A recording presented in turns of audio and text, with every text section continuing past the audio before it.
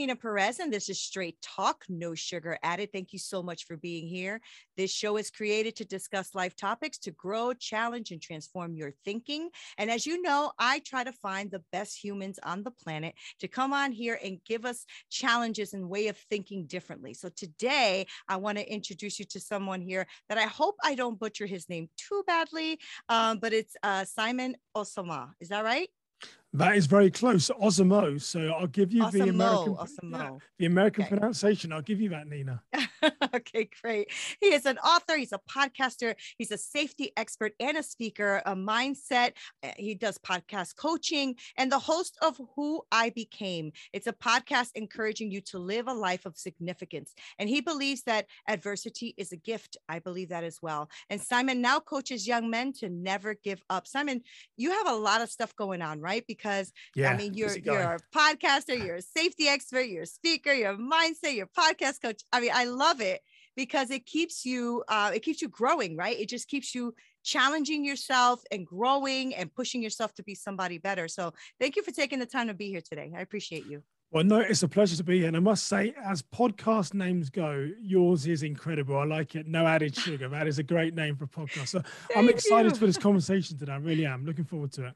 Me too. And so the way I like to always start my show is just, I always give a small snippet of who you are, but I'd like to know a little bit more. So tell us a little bit about yourself.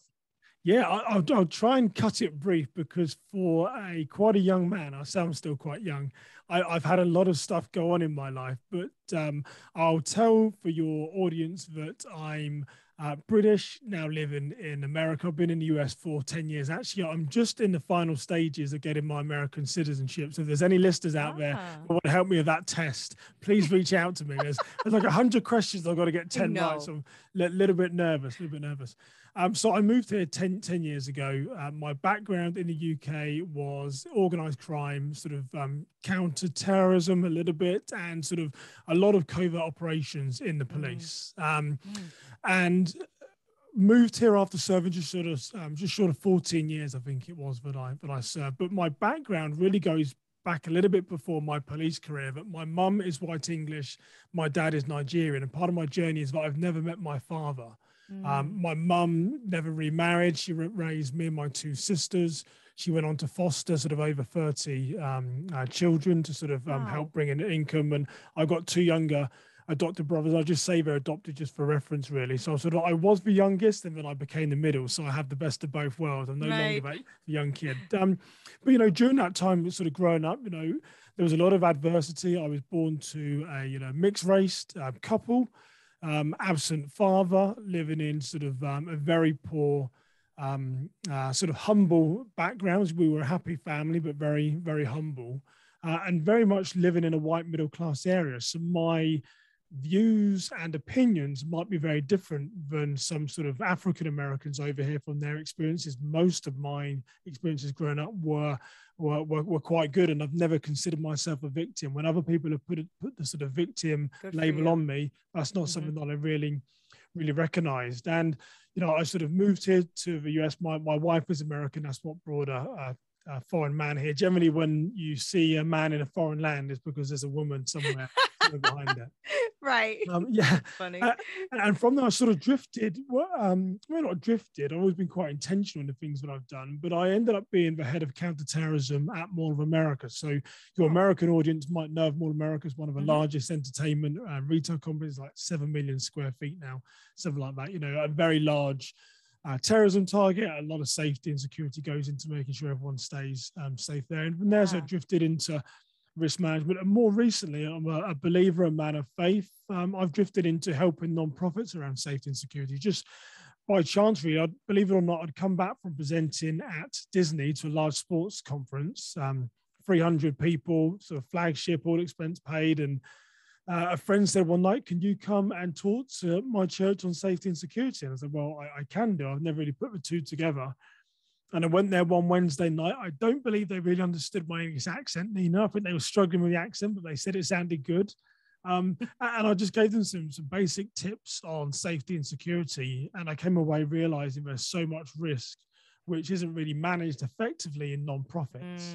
Mm-hmm. And I've sort of made it my mission in the sort of preceding 8-9 years to help nonprofits around risk management. As you said, I've written a couple of books on the subject. So there's so many different nuances to sort of who I am. And most recently, I developed my podcast, Who I Became, because clearly you can hear from my background, I've always been fascinated with how people became who they became.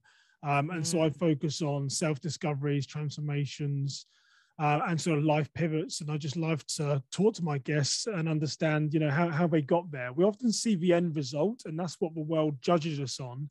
And some people look at me and say, well, Simon, you're successful, you've done these things. Well, hang on, there's a lot of adversity, there's a lot of things I have to get to where I am. So I really like to unpack people's personal journeys, because I believe that we all learn through stories. So as much as I can, Neena, that is my life in 4 minutes. No, that's fantastic. And I'm the same way. I love to unpack people's lives and stories. I think there's just so much more than just the covering that we give, right? I mean, there's so many nuances to everything you said. Let's start a little bit from where you started. So you didn't know your father. So your father was absent from your life, and your mom never remarried. So how was that for you growing up, especially not having like that father? Or did you have a father figure? Maybe you had uncles or cousins or something. No. And so here's the interesting thing: there was, a lot of estrogen in the household, but not much testosterone. My mum has sisters. There's no uncles, so there wasn't too much of a male figure in my life. And it's been interesting on that because, sharing some personal journey. So I've never met my father, and I made a decision when I was 13, 14. There's been a lot of hurt and pain in my family, but I sort of chose not to ask my mum any details around it, because I know that she had a very hard time in that relationship. In later years, I'm 43 now, my mum and myself, just by text message, because it's still difficult, we've opened up a little bit about, the modern way to communicate, isn't it, by text message. She sort of said, I'm sorry, but you didn't have sort of a father figure in your life. And I said, Mum, I said, that's okay. That's sometimes how things work out, but it's what do I do with that going forward? So there has been clear times in my life when I've wanted that, seeing people at soccer games, / football games in England where their father's there cheering them on. And I've never had that, I've never had that person sort of championing for me. But there was a significant time in my life where I joined the police at 19, became a detective in 2002, 2003, I think it was. So I was a very young detective. I was very young. 22, 23 years old, very different than here in the US.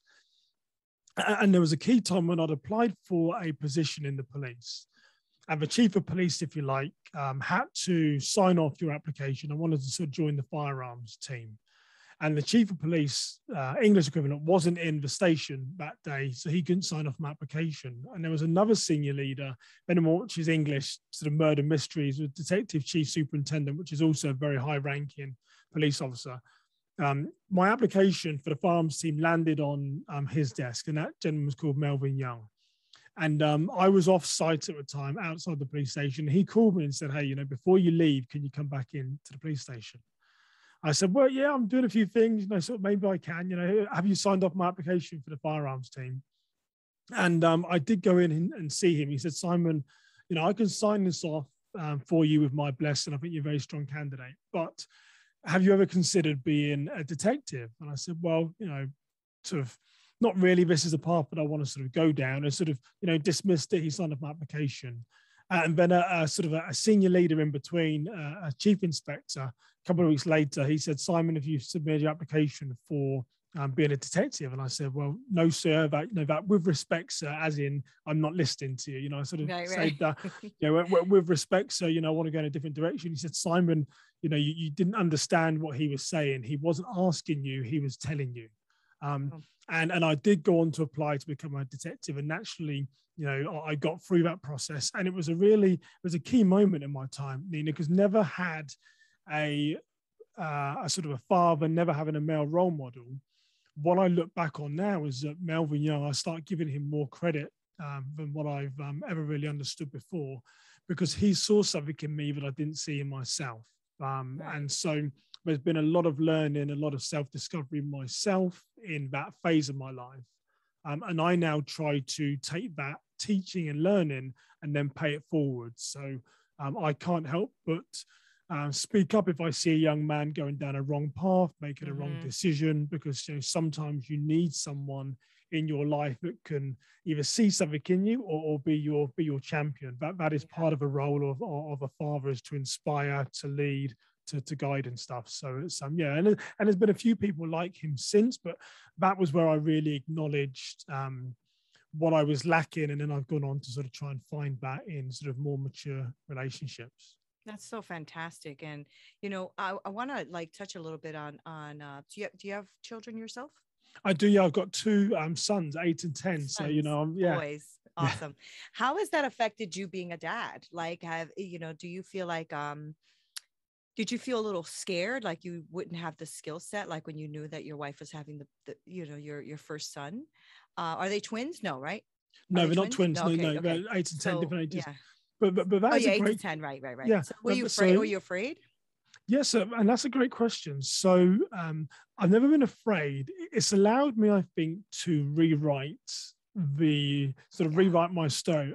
That's one of the sort of things that I teach, and like having the ability to rewrite your story and make a change. So here's the challenge where I've been faced around that. Maybe some of your listeners can relate. There could be a wife who's saying, yeah, that's my husband, or there could be a man listening saying, that's me. Is that because I didn't have a father, I had some sort of preconceived ideas as to what it meant.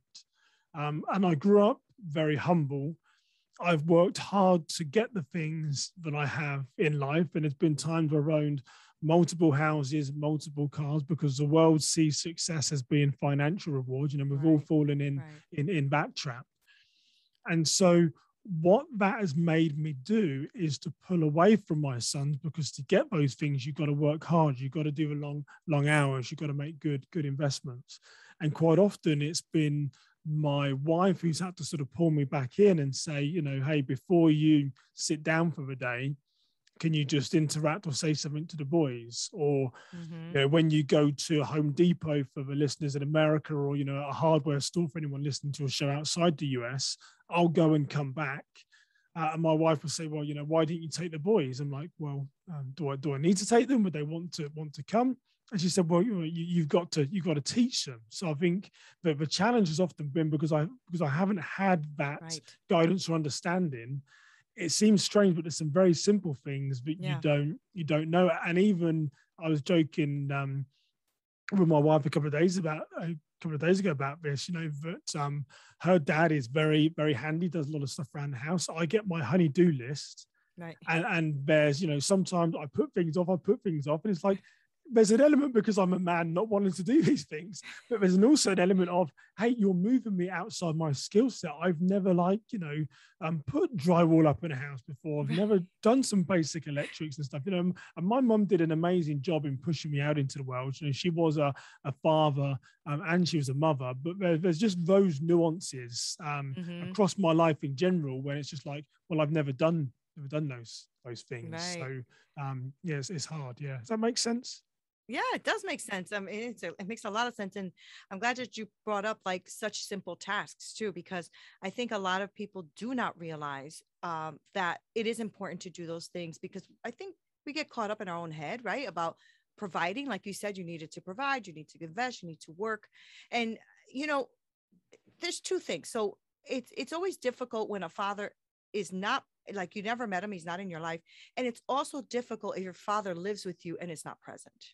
Yes. Right. Yes. Right. So you don't want to become that guy, right? Yes. Nobody wants to be that person. I didn't have a father either. He didn't even claim me at birth. And, he came around, I think, once in a blue moon. So it's whatever.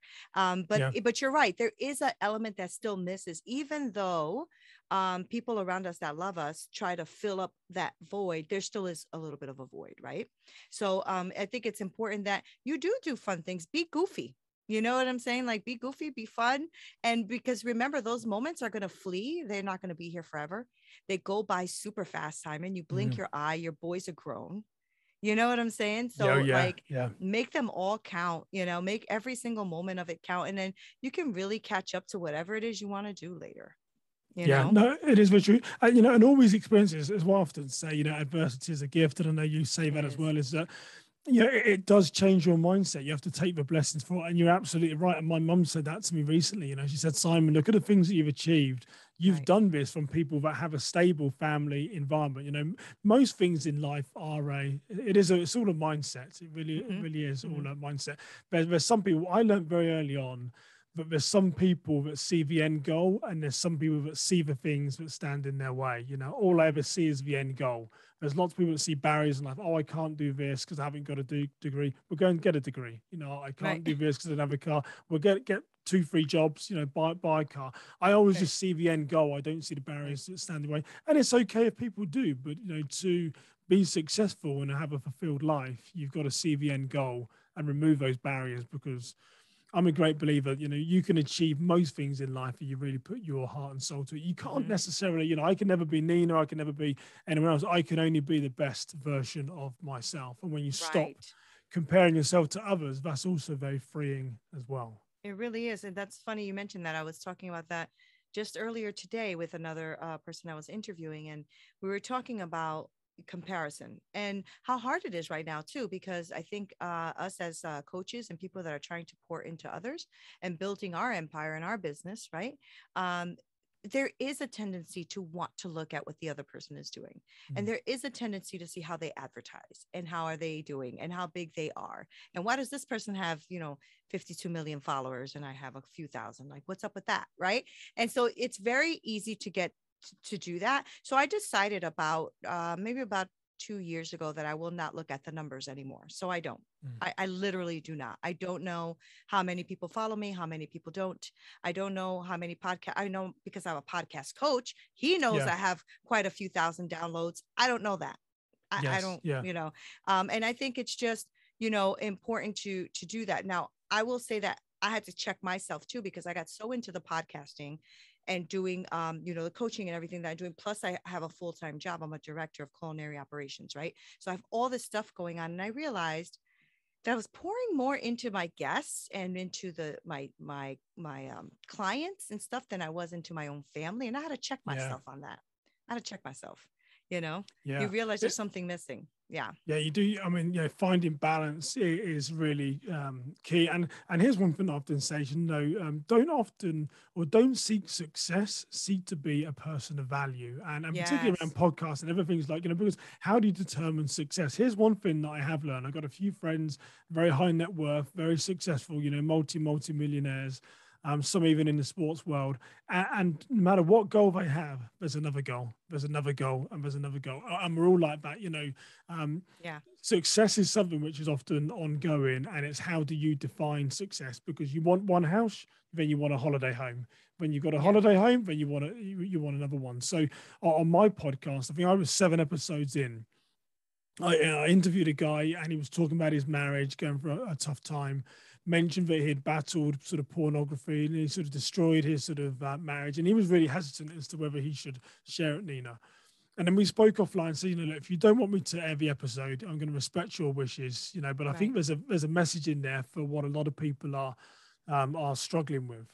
And then we aired the episode, and then the following day after the episode came out, and this is my 7th episode, I think it was 7th or 8th.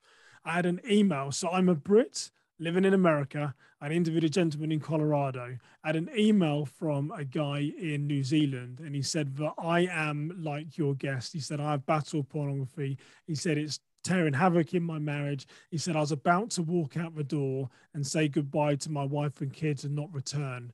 And he said, I listened to your podcast, and he said, Wow. it inspired me to turn around. Wow. And it's like, if I do nothing else, and I'm getting goosebumps sharing that story now. Wow. If I do nothing else with my podcast, that is, a change in someone else's Yep. life. And if you measure my podcast or any business or personal achievement by success, you're only ever going to be disappointed. I mean, that touched someone, so adding Right. value into someone is far greater. So similar to you, I don't care about one download, two. I mean, I'll always remember that. That was a key Yeah. message to me. That changed Yeah. someone's life. And not just change someone's life, you changed a family's life. There's a big Mm. difference, right? Now Yes. think about that episode not coming out, him leaving his family, right? Now you're having children that are destroyed, right? Children that are hurting, a wife that is hurting, a man that doesn't know if he can get out of this situation. So think about that. It's not just that one guy. It just changed the trajectory of his whole family. That's Yes, it's true. huge, Yeah. right? Huge. And that's what I think, that's why, Simon, that's why we do what we do, right? This is why we're getting into podcasting. We are literally feeling like there's people that we have to touch, lives that we have to impact. And this is the best way to do it, is to collaborate. You know what I'm saying? And to speak what we know and well, and to speak with people so they can share their lives. I mean, I love listening to people's stories. It's an amazing thing, you know? Yeah. And you touched on earlier about comparison with the person you interviewed today. I mean, I think someone once said, comparison is the thief of joy. And it is very true, because, it's one of those, like I said, it's never enough. And when you compare yourself to others, you're only ever disappointed. But I think on one of the key significant turning points, in my life, there's been a lot of wins, but there's been a lot of losses. And I think my consistent wins, I'm sort of 43 this year, my consistent wins are only really coming from a sole focus on who I am and being the best version of myself. Because when you try to imitate someone else, we all look at the competition. I try to work out what other people are doing in podcasting, in business, but I take what they're doing and turn it into my own way, because the only person, or the only greatest person that I can be, is the greatest version of myself. Right. And I think once you do that, you then focus on, I'm a man of faith, and I don't believe that anyone has all the gifts. We've all been given one gift. And once you focus on, well, what are my strengths? What are my skills? What are my abilities? One thing for me is connection. I can go into most sales pitches, instantly get rapport, get connection. Oh, we love Simon. Yeah. Bye. And that's one of my gifts. So I don't need to try and be, this big entrepreneurial person like our friend Jeff Lopes and everyone else. I just need to be me and play to my strengths. And that's it. And once you do that, my successes then come. So yes, we need to look outwardly as to what other people are doing in business and life to try and inspire and grow us. But I'm a great believer, you need to meet success with admiration. A lot of my friends that are successful, I admire what they've done. And that admiration inspires me to action. How can I get better? Do I need to go back to school? Have I got to think of an idea? Because if I just try to compare myself with them, then I'm trying to be them. And if you try to be them, you then just blend into the background. And I don't want to be them. I want to be the best version of me. And I think that's where a lot of people fall into that trap. My financial rewards, my life rewards have come when I've tried to be the best version of myself and identified what are my skills and abilities. Like I said, I believe every person has at least one skill. No one has all the gifts, even if they think they do. Mm-hmm. Even if they think they do. That's a good one. That's true. And I also believe that even in your gift, make room to grow in that gift. Don't think you just got it and you know it all either, because you don't know it all. And it's good to have, I don't call it mindset. If you've been listening to my podcast, you probably know I call it mind flow, because I feel like our mind is always supposed to be flowing and growing. It's not supposed to just be set in us thinking that we know it all. We know what we're, just this is the only way to do things. It's not. There's a lot of different ways to do things. I also love the way you touched before when we were speaking about the fact that you don't see yourself as a victim or as an, as things coming like against you. Like same thing with admiring someone who has a lot of finances or is well off, is wealthy, whatever. I'm the exact same way. I've never sat there and was jealous of someone having something, oh my God, why do they have that big house? And I don't have time for that. Like my brain doesn't even go there. Right. But I'm Hispanic as well. And I've never felt also like I'm a victim either, even though people have tried to tell me that I am, I just am not, that's just not the way my brain works, so growing up for you then, being, interracial, your parents were interracial couple, and of course you are interracial, right? So how was that for you? I mean, did you find that to be just regular?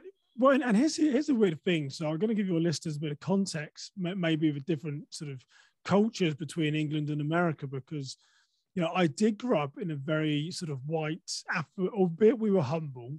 I lived in sort of social housing. We did grow up in a very affluent area, and it's most probably on paper the top sort of 4 or 5 towns in the country in the UK. It's a very, very affluent area.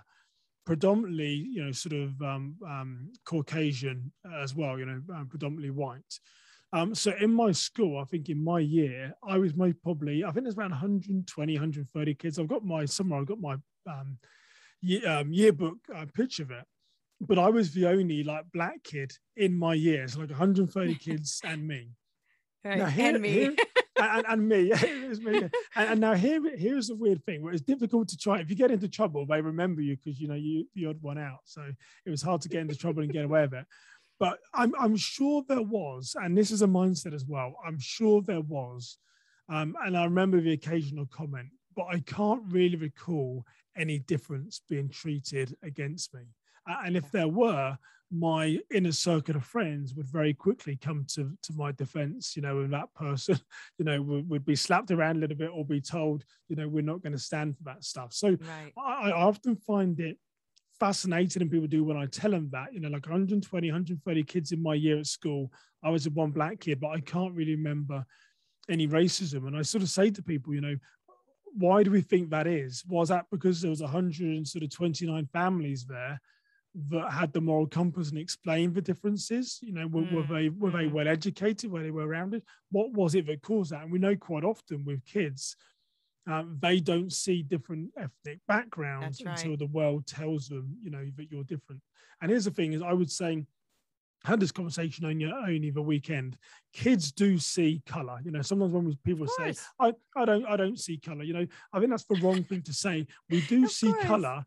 What we're saying, really, what those people are saying is that color doesn't change my judgment. It doesn't change my outcome. And then we do it. So yeah, people did see me as being this brown kid, but it didn't change their judgment. And why was that? A lot of it is a mentality that when we break through those barriers, and when we open up to different ethnic groups, you being Hispanic, we're all the same deep down. I think I've been privileged to travel to 30, 35 different countries. And what have I surmised in my 43 years? Everyone is trying to live the best life that they can, no matter where they are. And I think we often need to remember that if you open yourselves up to different communities, you'll be surprised how similar you really are. So there were troubling times in my childhood, but most often, I've got to say that I had a good group of people. And the weird thing is, particularly when I joined the police, if I did suffer any racism, it was from black people saying, "What are you doing?" In England, we call them a bounty, sort of white on the inside, black on the out, or brown on the outside. Bounty's a chocolate bar. It's got white coconut inside and chocolate on the outside. And I'm like, they'd say you're trying to act white. Well, what does acting white really mean? Look like? Yeah, I get that too. Yeah, I'm like, what I am is English, and I think we need to go back to some of that stuff. Yeah, so it's fascinating. Yeah, it's fascinating for you too, Simon, because right now you're raising two boys in this climate that we're in, right? So you have to pour that same beautiful thought process into them, so that when they go to school, they're not being bombarded with all of this stuff too. Seeing, the seeing of different colors, not the problem. The seeing the different color differently is the problem. Right. Yes. So, to raise your boys, my boys are all grown. And so, we raise them like they don't care. They don't care what color you are. You can come up to them purple. If you're a good person, they're good to go. But I'm the same way. I'm like, please don't tell me you don't see color. Of course we see color, and color is beautiful. Yeah. There's nothing wrong with it. And that's the thing. Like, I feel like when somebody says they don't see color, it's almost like they're saying color is bad. Like seeing color is bad. Yeah. And instead of just saying, yeah, okay, it's my brown friend, or, whatever, just my friend, period. How about that? Like when people say, oh, where are you from? Oh, Connecticut. No, where are you really from? Connecticut. Yes, yeah. And I always say to people, and I sort of try and help them out a little bit. And again, this is okay. I think we become very sensitive surrounding. Well, and someone will say to me, where are you from? And I say, I'm from England. And either I instigate or they come back and say, where's your heritage from? Oh, well, my father's Nigerian. My mum's English. And then I sort of go on to tell them, I've been to South Africa, but I've never been to Nigeria. Africa is a part of my DNA. It's a part of my heritage. Right. But I am English, and that's all I really am, So I think it is. Right. We draw a lot on. There's a lot of our identity. My youngest son was born here in the US. My older one in England. If you ask the true British son who moved here when he was 1, where he's from, he mostly say America. You ask the younger one that was born in the US where he's from, he loves all things, British. He'll say he's English and stuff, and it's just, and we allow him to do that because it's his heritage. It's finding his identity. It's being defined wider than the color of your skin, and we went to a nursery, what we call in England like a garden center, and I had like a sort of some food there, and they were selling plants and this type of stuff, and there was mostly 200-300 people there. My youngest son, he was mostly 7 at the time, just before his birthday. He said, "Dad," he said, "you're the only black person here." And I looked around and he was right. And I said, "Son," I said, just always white people work for me. And then he burst out, we all burst out laughing. But he had identified that, whereas me, this is where I said I don't see myself as a victim. I hadn't even noticed that I was any different than them. I was just a father with his 2 sons, having just happened to be a different color than me. So they're lighter. So they're lighter than you, your boys. Yes. So my wife is white, so technically they're now like a quarter. Yeah, like a quarter Nigerian, right? Yeah. That's awesome. Good for you. And that's good. That says a lot though, Simon, because you're building your own bridge, you're doing your own thing, and you're not looking at yet another opposition trying to put on you. You know what I'm saying? Like, that's how I see it anyway in my life as well. Like, yes, I've had adversity. Yes, I've gone through things in my life, but that's because of life, period. It had nothing to do with the Caucasian person, the rich person, this person. It literally because life is life, Yes. And I'm the same way. I have my eye on the prize, on the goal, which is to really impact people's lives and live a life that's authentic. That's really my mission, right? I don't get, all the rest of it will come when it comes. Right.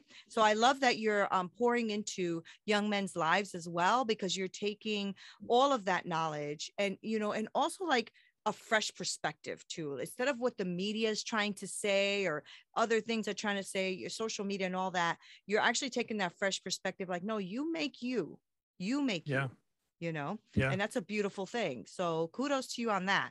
Very good. Yeah. Well, and even, when I moved here, I joined the police at 19. When I moved to the US, I had a 2-year degree. And I knew I was lucky because of my background. The British police is still one of the best in the world. I knew those skills were going to afford me in no matter whatever life that I did. But I had to go back to night school and get a degree. And were there times when it was 1-2 o'clock in the morning and I was writing, essays? Yes. Did I want to be doing that? No, I was in my 30s. But, you got to constantly grow and better yourself. It's not as in, hey, what someone's going to give me. You got to go out and work for these things. Yes. That's true. Challenging. Yeah. So before I let you go, I do want to talk to you just quickly about what you do coach with. What is it that you coach? What are you doing? Yeah. I know you do podcast coaching, I thought you said, but is there other things? Yeah, and so it's interesting. So, and I have my own unique style of life. It resonates with some people, it doesn't with others. But and actually, interestingly, recently, a woman said to me, "Hey, why don't you coach women? Because I think they might resonate with some of the things that you said." I said, "Well, I focus primarily on men because that's the sort of the adversity that I went through, and that's the sort of the skills that I have." Mm-hmm. And so, that's the desire of my heart. But really, the things that I do, I can sort of coach to anyone. But large parts of it is looking at, we often ask our, what is your legacy? What's the legacy that you want to leave behind? But it's something that we normally ask ourselves in our later years. And it really ties into this sort of the mindset of being successful. So I sort of start with these young men asking, what is the legacy? When hopefully you're 70, 80, 90 years old or older, what is it that you want to be known for?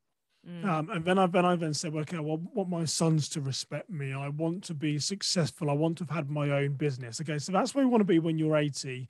And here you are now, you're 20, 25, 35. What are the things in between them where you're missing? Because you're going to be falling short in some of those areas. So really, I call it sort of mindset coaching, life coaching, whatever you choose to call it. I think the best experience is just using your life to inspire others. Yep. We then look at, okay, so if you want to retire being the CEO of your own company, you don't have a company right now. What's your idea? What's your goal to get there? You want your sons to remember you, that you were the dad that was always there. My dad was at every practice, rain or shine, win or lose. Okay, so that's when you're 80. Let's go back to now. Are you doing those things? You know, is your Right. phone going and I've got another meeting? And some of these things are about myself as well. It's like, Yeah. you know, 5 minutes, 15, 20 minutes. So I really coach people to understand, okay, what is the outcome, your legacy? Write that down. And I don't believe people do that enough in their lives. What do we want it to look like, the end story? And then let's backfill from there and work out what are those steps. Because you'll find, whether it's a dream, you know, a dream without goals is just a dream, but you've got to put those building blocks in place to get to your legacy. Otherwise you're going to get there and you're going to feel unfulfilled and unaccomplished. So what I really help people do is create the mindset to get where they need to be in 30, 40 years. So they're not looking back and saying, I've got regrets, there's unfulfilled dreams, you know, how are we gonna get there? That's fantastic. That's awesome. I'm glad that you're doing that. I call that what's your dash, meaning, you know, if you look on a tombstone, there's your date of birth and then it's a dash and then the day that you've passed. And I always say, what is that dash though? You know, what is your dash, you know, because you know, you're right. I mean, at the end of the day, what are we doing, right? What are you here for? Why are you here? And what do you want to do with that? I believe in giftings too. I am a woman of faith as well. And, you know, and I do believe that as well. I think we all have a gift. I really do believe we're born with a gift and a certain way of delivering that gift too, because me and you might be speaking the same language, but we are going to give this to the world in a totally different way. You know, I love that. I love that we can be, you know, like-minded, but not groupthink. Right. I mean, that's a beautiful thing. I love it. So Simon, I want to thank you very much for taking the time to be with me today. This was really great. Great conversation. It has been a great conversation. Almost too short. I mean, you could talk for hours on this, but I love any time I get a chance to share some stories, because, you know, we learn through stories. So if people love your podcast, I know I listened to a couple of episodes as I cut my grass this afternoon, but if they want to check out my podcast, Who I Became podcast, I'd love them to do that. But it's been an honor and a privilege to be with you. It's been a great conversation, Neena. It really has. Thank you. But before I let you go, I do want you to give us all of your social media handles. I want people to follow you because I'm going to put them in the show notes. So tell us what they are. So everything is, so I'm on, and the big ones are Instagram, Facebook, and Twitter. Everything is my name, Simon OSamoh. I'll say my last name because it's difficult. It's OSamoh. So everything is at Simon OSamoh, and the podcast again is Who I Became podcast. That's awesome. Yes. Thanks, Neena. Good for you with the podcast. I love it. And guys, thank you so much for being here and being with me and Simon. I'm going to make sure I link all of his info down below so that you can follow him, listen to his podcast, support him, and reach out to him too. You may want to be a young man who wants to really be inspired and know what it is, what that end goal is and how to get there. So I encourage you to do that. Don't forget to like, subscribe, and share our podcast. And we will be here soon with just another human being sharing how to transform your thinking. This is Neena Perez, and this is Straight Talk, no sugar added. Until next time. This broadcast is brought to you by Winject Studios. We are an all-in-one educational platform for podcasters that revolutionizes how hosts leverage content to increase engagement with listeners, downloads, and income. We come together to focus on community, collaboration, and collective impact. For more information on how you can interact directly with our hosts, access exclusive live content with offers you can't get anywhere else from our official partners, join our purpose-driven community by visiting www.winject.com. If you're ready to build a career doing what you love, then we're ready to see you there.